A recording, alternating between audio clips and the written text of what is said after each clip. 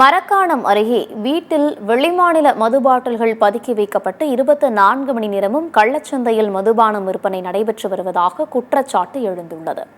விழுப்புரம் மாவட்டம் வானூர் அடுத்த மரக்காணம் திண்டிவனம் சாலை அருகே மொளசூர் சாலையில் உள்ள ஒரு வீட்டில் புதுச்சேரி மது பாட்டில்கள் விற்பனை செய்யப்படுவதாக கூறப்படுகிறது. கடந்த 8 ஆண்டுகளாக இங்கு 24 மணி நேரமும் தங்கு தடையின்றி மதுபானம் விற்பனை நடைபெறுவதாக குற்றச்சாட்டு எழுந்துள்ளது. இதுகுறித்து காவல் நிலையத்தில் புகார் அளித்தாலும் காவலர்கள் போதுமான நடவடிக்கைகள் எடுப்பதில்லை என்றும் புகார் இருந்து வருகிறது.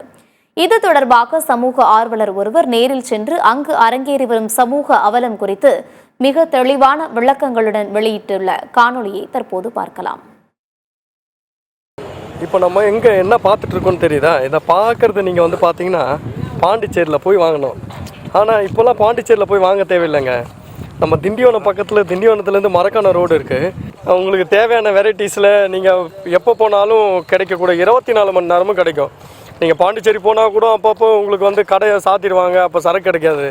ஆனால் இதில் 24 மணி நேரம் கிடைக்கும். இதாங்க அந்த வீடு. இந்த வீட்டில் பார்த்தீங்கன்னா நம்ம முன்னாடியே பாருங்கள், ஒரு ஆள் நிற்கிறாரு.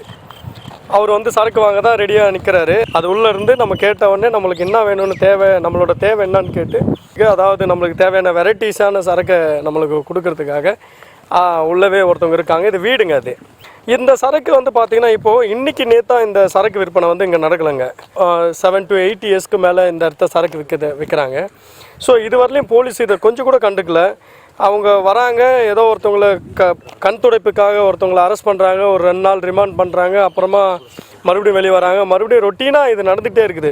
அரெஸ்ட் பண்ணுறாங்க, ஜெயிலுக்கு போகிறாங்க, மறுபடியும் வராங்க, விற்கிறாங்க, அரெஸ்ட் பண்ணுறாங்க, ஜெயிலுக்கு போகிறாங்க, விற்கிறாங்கன்ற மாதிரி ரொட்டீனாக நடந்துக்கிட்டே இருக்கிற ஒரு இதுவாக இருக்குது. இதை விழுப்புரம் மாவட்ட காவல்துறை கண்காணித்து இதுக்கு நிரந்தர தீர்வு கொடுக்கணும்னு எங்கள் பொதுமக்கள் சார்பாக கேட்குறோம்.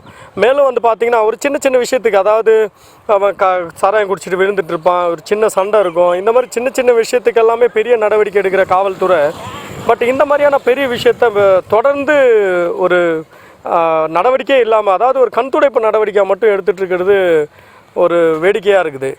இது உடனடியாக அதாவது விழுப்புரம் மாவட்ட காவல்துறை இதில் தலையிட்டு உடனடியாக நடவடிக்கை எடுக்கணும்னு பொதுமக்கள் சார்பாக கேட்டுக்கொள்கிறேன்.